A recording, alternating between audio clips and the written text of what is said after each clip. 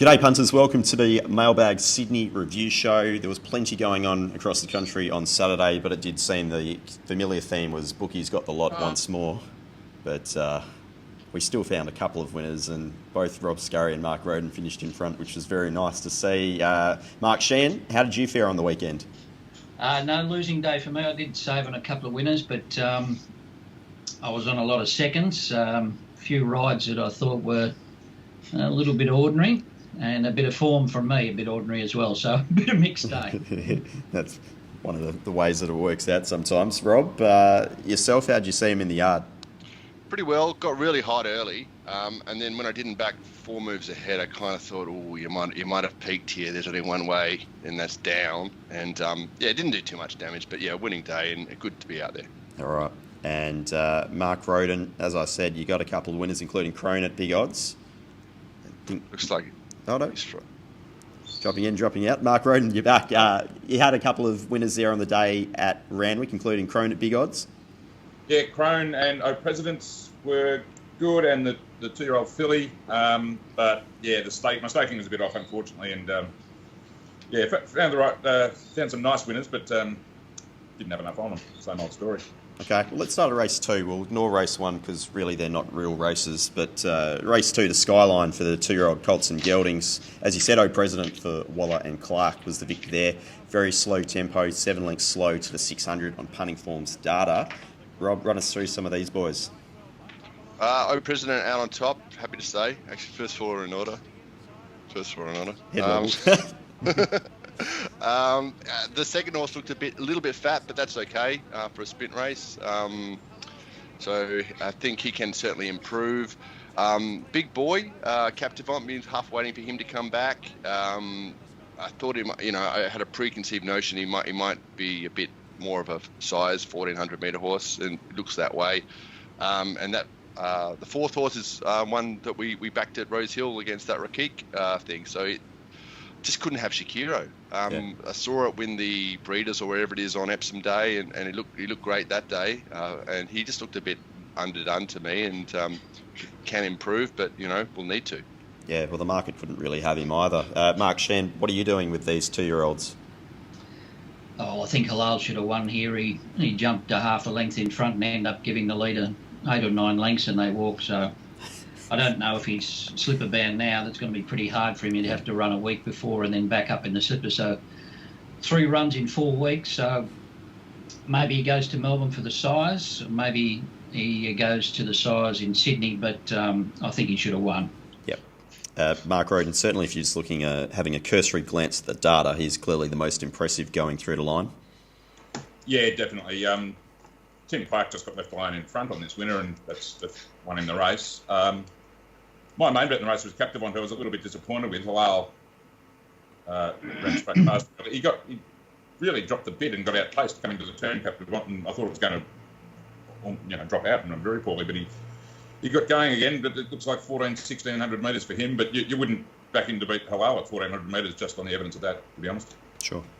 I'll just ask Rob, I didn't think he looked as good, Captivant, as the day that he won at Randwick. He looked a bit stirry in the yard and sweated up compared to that day where he looked beautiful before he won his first race. So maybe still a little bit fresh because he did a lot wrong in the run, didn't he?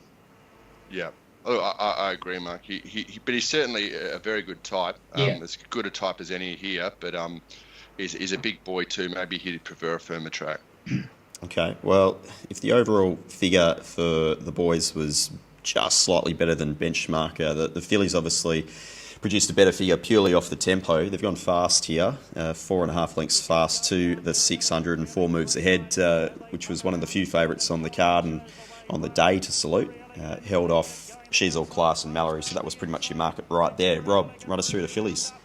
This thing found it at the first start, found it again. It's just a real professional. Walks around really relaxed. Nice type, got a kind of lovely coat on it, sort of coppery chestnut, but I think still going to come through a bit more. So can improve, will improve. It's got lovely racing manners. I think it's filly with some ability. That the second horse, real little nuggety sprint type, close to top for Waller. I think that's got a race in it. And old Mallory, she's probably we found out how good she is. She's pretty good, but she's not top draw. Everything else, I can't see him jumping out of the ground to do anything. Back to Wednesday. Mark Shean, how did you see this race? Yeah, I thought the filly was very good. The winner, 4 moves ahead. She sat right on a hot speed, and I think she was overdoing it a little bit too much there. She didn't look like she settled very well in the early stages. She still had a lap full of horse up the rise, and she found again. I think she was probably out on her feet at the finish, but to my eye, she wasn't 100%. I think she'll be a lot better when they can ride her back and get a smother. She's been up outside the lead or right on the speed in the death of the last 2 wins. So I think she'll be a lot better ridden quieter. Okay. And Mark Rhoden, this filly's produced the same figure on Punting Form's data in both starts so far. That's with 56 days off between runs. So consistent, if nothing else. Good sign. That's a platform. Yep. I just echo what Mark said. I thought, She's All Class was an eye-catching run from last, but I think there was more merit in 4 moves ahead's run, because she was doing all that work on what was a much hotter speed than we saw in the Colts division. She's All Class. I mean, she's run on very well, but she was just bludging and doing absolutely no work, sitting off a hot speed up front that suited her. There's merit in her run, but the winner was better in my opinion. Okay, race 4 was the Liverpool City Cup over 1,300, the Group 3. Very slow tempo here, 5.3 lengths slow to the 600, and as often you see in slow tempos, it produces any sort of result. And Think It Over managed to knock off Creaderis. Rob, could you have Think It Over based on looks? No, actually, Tom Markey asked me, is there anything that doesn't look good? And I said, I can't have Think It Over. He looked fat, and I backed that horse. I think it was, it might have been Epsom Day again, with Probabile and won, and Colding won, and he was glowing that day over 1,800. Bossy couldn't get it done, and yeah, look, I think these are a bit turn take, because I had an icky feeling about this race. I sent no bet. Creadeer has come back much better than it did at Kenzo. I saw it at Kenzo run first up. I thought that would, but I struggle to take short price about a horse with that pattern. And at this point, we haven't really discussed it. I thought that it was the day you wanted to be on the speed, and I just didn't think at $3.50 or whatever that could be a bet. I got some of my Trumbull money back when it jumped. I thought that was a good play, see if he jumps and then get on, and I overdid it. So I was a bit hurting after this race, and I don't know what to do with these. Like, the winner can go up in distance and run well again for sure. Mark Shean, what are you doing with this bunch, considering it was such a slow race? Yeah, well, I don't know what Rachel was doing on Creaderis. I think she missed the boat entirely here. They were walking. She spent about a furlong and a half trying to ease back to get cover. I think she would have been much better off letting this horse roll and come into it. I think from the position that he was in at the 700, he had no chance of winning. That puts a few of these others in the wheelchair, though. Some of these were right on speed and there to pounce, but they were very one-paced up the straight. Look, he's got an awful racing pattern, but I just think this was a very negative ride. Yeah, certainly when you have a look at the last 400 split, or from the 400 to the 200 and the last 200 to the finishing post, I could not have done anything more, Mark Rhoden. No. I mean, that's him, yeah, obviously, to some extent. But, maybe they've just got a preconceived notion about him that he has to be ridden absolutely stone cold and back last, but that's probably not the case, especially in a race where there's not much speed on up front. That's real position over pace stuff, isn't it? Yeah. And it's probably cost him a win here, but yeah, I don't know if he's a horse I'm ever going to be wanting to tuck it back. I mean, he's going to go around. He's going to be hard in the market almost every start of his career for the foreseeable future, because he keeps putting in performances like this, but I'm never going to find him. Yep, exactly right. Look, it's just one of those horses you can go through all of its career runs and find races where it's gone or travelled, say, the best part of 9 lengths faster to the 600, and yet for some reason they still up to ride for cover, as Mark Shean said. So what can you do? All right, race 5 was the Guy Walter over 1400 Group 2 for the mares, and Crone caused an upset at the price, but was completely dominant going through the line. And in terms of the overall speed, they've gone pretty even here to the 600, so 1.3 lengths slow. Rob, run us through Crone, Ice Bath and Tricky Gal. I had Ice Bath on top, but I think I even said in the text, this is not a horse that's ever really helped us out, so it was a no-bet race. But looked like it improved. It's a good type. I don't know where it's going to end up. If it finds a soft track, it's surely going to be winning something. Crone, close to top very well. Tricky Girl seemed to held her condition. I was a bit worried that she was very forward first up, but she seemed to hold her condition. Sweet Deal walks around like it's hard, like it's on Prozac or something. It's very, very more than relaxed, and it's raced well. So I thought that was very disappointing, her run. The map and everything sort of suggested that she'd run a bit better than she did. But I think Ice Bath jumped too well. Sherry's had real issues finding a spot, and I thought its run was full of merit. Quick word on Bam's on Fire, because obviously the market didn't necessarily have too much of an idea there. A bit toey, bit flighty in the yard at top. I can't see it going anywhere. All it did was blow up the horse. Just caused Ice Bath problems. It was just a pest. Yep. Mark Shean, running through the Guy Walter. What did you find was a run with merit? Merit, Sweet Deal disappointing. First up 1,400 metres, maybe a bit of soft track with the 1,400 combination of that, but she looked great in the yard. I'm disappointed I missed Crone. She ran great sectional winning at the Gold Coast on review, and I should have picked that up before the race, not after the race. It doesn't help you, does it? I don't know what to make of these. I was a bit disappointed with Emeralds. I thought she'd go a bit better. Maybe she wants a little bit further. She was making ground late. No, all honours with the winner, really. Mark Rhoden, run us through your thoughts going into the race, because obviously Crone was a smaller bet for yourself, but... I had picked up on those sectionals in the Gold Coast win, I've done no harm on the race because I saved on her. My main bets were Tricky Girl and the Mighty Bam's on Fire, but managed to save the furniture.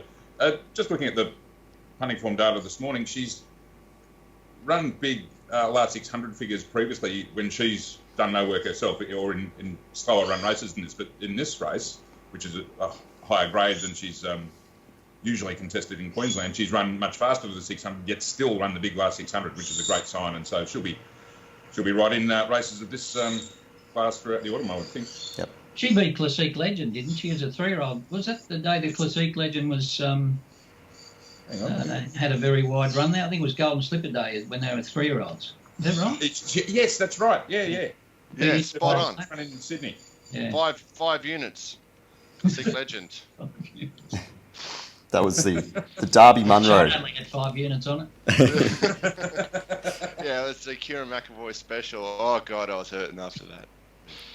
That's a Rob Scurry race, that one, the Derby Munro. Crone defeated Wild Planet and Classic Legend, 5 lengths to Poised to Strike in 4th. Okay, the main event, Chipping Norton, Group 1, 1,600, Verry Elleegant. She's just really good. And obviously one of the other favourites that saluted on the day. Defeating Colette and Avilius, flashing home, the old mate. They've gone even here, 1.4 lengths fast to the 600. Rob, run us through some of your old favourites. Look, I'm a bit dirty on myself here. I've kind of gone suited over yard, and I've had a little bet on Colding, who I thought presented perfect waller.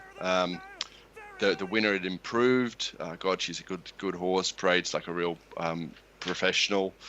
How could I miss my old man? Villiers, he had a soft track. I'm dirty. I didn't send it at a place or 1 by 3 on him. He was suited. He looked great. Colette didn't look as good as she did first up to me, so that made me sort of want to play. I thought there was a little bit of a hole, but to lose on the race for the subs was very disappointing. Exciting race to watch. Don't know what we can really learn from it. Be interested in all this data and sectional stuff. Yeah, Mark Shean, what are you learning from this race? Well, they went a lot quicker than I thought they would. I thought they'd just absolutely walk here, but I think they averaged the first 638 first up, admittedly on a wetter track, but the average here about 36 for the first 600. So it was a much quicker race than I anticipated, and I think that's obviously helped the winner get into a better spot and get into a better rhythm.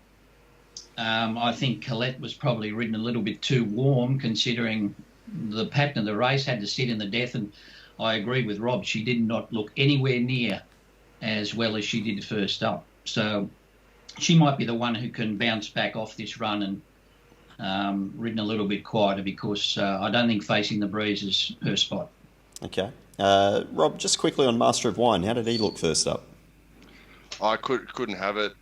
Another reason I was keen to bet in the race, I think I even made the point, I think can't have was the comment. Just a bit heavy, a bit sweaty, a bit flighty. You know, these are professional. You know, you've got horses like, you know, the first three I tipped, like Colding walked perfectly, Verry Elleegant walked perfectly, Avilius looked fantastic. So yeah, I just couldn't have it. I don't know what to make of the horse. Okay. Mark Rhoden, for yourself, watching the replay, going through the data, what have you found? I think that was their chance to beat Verry Elleegant. Again, totally agree with what Mark said about the pace.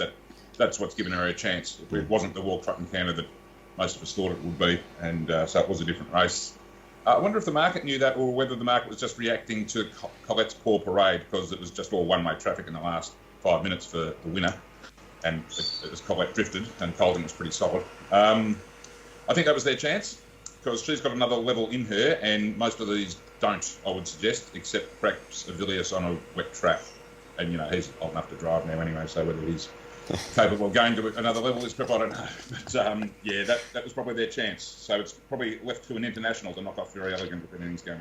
Okay, very good. We'll have a look at the Group 1 for the 3-year-old fillies, the Surround Stakes over 1,400, and Forbidden Love was just dominant. I think that's the 5th win she's had, and seemingly, from memory, all of them seem to be at odds. But very fast here for the class to the 600, 8.6 lengths fast, so you needed to be one of those horses just getting to smother behind the speed, and she was certainly that. Rob, 3-year-old fillies, your wheelhouse, run us through them. Usually my wheelhouse, but not this year. I can't get near them. I thought the toppy looked excellent, Montefilia, but it really plodded home like a looking for 2,400 metres.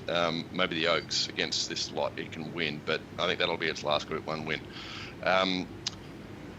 My old girlfriend Dame Giselle, she was a bit too toey. You know, I've seen her walk around much more professional, but she looked ready to go. Every Rose it looked like it had improved a bit. And again, I said to Mark, he said, "What's one you couldn't have?" And I said, if I must say something, Forgotten Love. That looks really toey, bit sweaty. Mark it down from the yard. Shut in by 5 lengths. You know, that's why I love this game. You can be a genius 1 minute and then an idiot the next. Salsabil, still got improvement to come. Decent type. Miraval, I don't know. You know, I've never made a cracker out of that, but she always takes my eye. Okay. Mark Shean. Yeah, Mark Shean, what are you thinking out of this? Look, I backed Forbidden Love at the Gold Coast. I cut out on Saturday just because I couldn't let it go around without me. But the Gold Coast run still got me scratching the head, because she'd had a Group 1 form in Melbourne against the fillies and mares. So this was back to her, you know, her good form. But it was hard to pick off that last run, and even a trial when she came back, she looked okay, but nothing flashed. But she's absolutely brained them here. Great Randwick was never on the track, got into an awful spot. Montefilia, well, once it got left, it was a job too far for it. As Rob said, ran on like a plodding stayer, and just might want 2,000 now. Probably had a dream finding it on top. Away from that, no, I don't want to be on anything. Yeah, I thought the pure splits, without consulting the replay for Montefilia, was actually okay. But yeah, obviously the margin's probably the key point there. Mark Rhoden? Well, maybe she wants 2,000 now. Yeah. Okay for further. Yeah, exactly. But for yourself, Mark Rhoden, you found a couple here. Obviously, the market sort of came with you with Montefilia. Yeah. Well, my thinking was all around the pace, and we got the pace, but not the performance, so we were half right. Just looking at the winner, now her 3 or 4 best runs now have all come in really hot speeds, not just good tempos, really fast paces, and that's what she got on Saturday. Midfield, about 4 or 5 lengths off the lead, just the absolutely ideal spot. So she's gone to her very best. Maybe that's what Half Broad run done at the Gold Coast. I mean, that was running at an okay pace, but nothing like what we saw on Saturday. She really needs them to tear along to go to that, to fly like she did on Saturday. exactly right. Okay, race 8 was just benchmark 88 over 2,000. Yonkers at odds, off the even tempo, has knocked off Realm of Flowers and Great House, but probably the story of this race was Sky Lab. Before we jump into that, Rob, how do you think the top couple paraded here? I had Skylab from Realm of Flowers, so it's been a hurtful race for me. I think Skylab looked like he improved. He's got a real professional attitude in the yards. Again, this Great House gets very sweaty. Northern Hemisphere horse maybe hasn't adapted to the climate, but he didn't look any worse than he looked when he bolted in at Rosehill.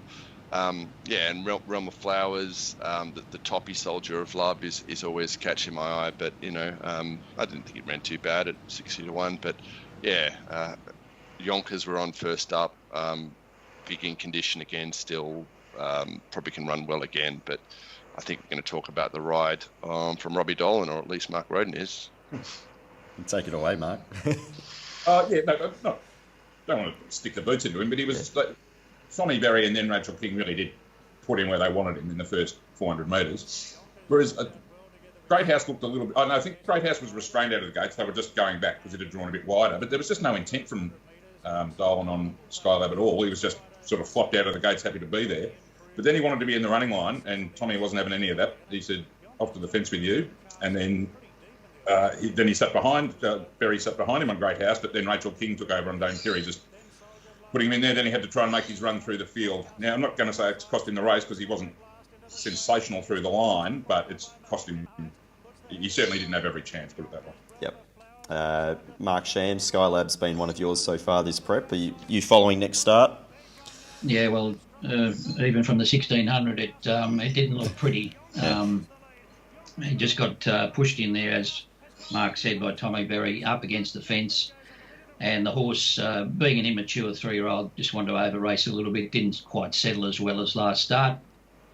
Don't know if he went any good, don't know if he went super. He didn't get a lot of room in the straight. I think he would be much better winding up down the outside, so I'll give him one more go. But, I would have just liked to see him flash a little bit better there late, but... as I said, we'll give him another go. Yonkers wide last start, got a better run there and got a bit held up at the top of the straight and still picked himself up, so not a bad win. But, I think it all revolves around Skylab. Great House still looked, as Rob said, a bit sweaty and probably hasn't adapted quite yet. Okay. Now we'll touch on race 9 as well, the benchmark 88 over 1,200. Very slow race, 9.3 lengths slow to the 600. But, Rob, you were taken with this former Hong Kong horse, Lena's Hero. More than taken, I was wrapped with it. I thought I'd found something here, and when I saw Nash with the spurs on, I thought this is something. I found something. So jumped the gates well, and then it was just a horror show from there. I don't know why he's pulling it back. Maybe that's the Chris Waller way on a wide gate, go back. That's what we usually think, but. If he has his time over again, Nash, he's going to be 3 wide on the speed, or maybe even he'll get a spot because, the field sort of breaks up a little bit. What makes it worse, I was on Bound to Win as a chop out. I think I might have found my new year-long prince here. This horse has got maybe a Group 1 race in him, and I probably won't be on him. But I think it's the run of the meeting. In terms of a black book and a horse to follow on type and what he's done on the track. Mark Shean, the horse obviously had some level of form coming from Hong Kong. It had been in some handy enough races, but did a lot of its ladder racing at Happy Valley. Yeah, look, he'd had a couple of trials in Australia and gone a bit keen in both of them, so I'm not sure what the instructions were with Nash to try and find cover and get him to settle maybe. But, if he'd pinged out and gone outside the lead, he probably wins the race. I was on as a cat, well named, and Bound to Win. So I didn't have much luck with Robbie there the last 2 races. The pain of it. Mark Rhoden, your thoughts on race 9? Yeah, I was surprised they tried to drag this horse back because it had been ridden so aggressively in its last trial. I tried to do a map. I did the map for the race just off their stats, and his racing style overseas seemed to be mid or back or something, so I just put him there. Then I watched his last trial and said, oh, this could easily go forward. And the way it jumped, it should have. But no, they had other ideas, and yeah, we all saw what happened. Yep, exactly right. Okay, that brings us to the end. We'll get some horses to follow from each of you. Rob, I'll start with yourself. Some horses to follow out of the yard. Lena's Hero in the last there. I think I don't know where, but I think it's got a very good race in it. I think 4 moves ahead. The filly is still got improvement in it and shouldn't be underestimated. Okay, Mark Shean, a couple of horses to follow for yourself. Yeah, bound to win. I think she's back on track. She had a flat preparation last time after missing the start badly and had a very tough run at her first start, and then she was a bit flat after that. But considering the pace of the race in the last, I thought she's done an amazing job to only be narrowly beaten. And I think 4 moves ahead can only improve. Had a setback going to the race, raced on a hot speed and still kept going. I think she's a very good filly. Okay, so that's 2 for 4 moves ahead. Mark Rhoden, are you joining the duo there? I hadn't actually noted it down, but I thought its win was terrific. Krona, I think, established herself as better than everyone thought, and now competitive at this grade. I didn't mention it, but alongside Creaderis, I thought also Anthonisz run was pretty good in that in race 4. And not in this class, but maybe back to a Wednesday, the thing Centro Storico from, I think it was race 2. Yep. Made good ground from a long way back. Okay, very good. The week ahead, what have we got? We've got Kembla Grange Tuesday, Warwick Farm Wednesday, Newcastle Friday, and then Hawkesbury and Randwick on Saturday. So Mark Rhoden, just your standard week, but without the Friday night at Canterbury. No, what a shame. I won again at Canterbury on Friday night. It's crying shame that season's ended. I've never had a bad word to say about it, as you know. Yeah, exactly right. Mark Shean, you've got the Randwick Guineas and the Canterbury Stakes this Saturday. Yes, so we'll get to see the 3-year-olds again with Agon, if he can back up that Hobartville win. It was a pretty dominant display against the locals, so he obviously will be hard to beat again if he can repeat that. Yeah, exactly right. And Rob, you'll be looking forward to this weekend probably as much as any other, I'd imagine. Yeah, mate. Pelts are going for 6 out of 6 at Randwick. Might get $8. And just a reminder to get your tickets for the big races coming up there, Mark Shean. I think they're out today for the Randwick Carnival. I'll be there, mate. Actually, the 2-year-old race is going to be the defining race for the slipper favouritism on Saturday. We've got Profiteer, Stay Inside and Remark all clashing. Hey! So it's going to be a beauty. All right.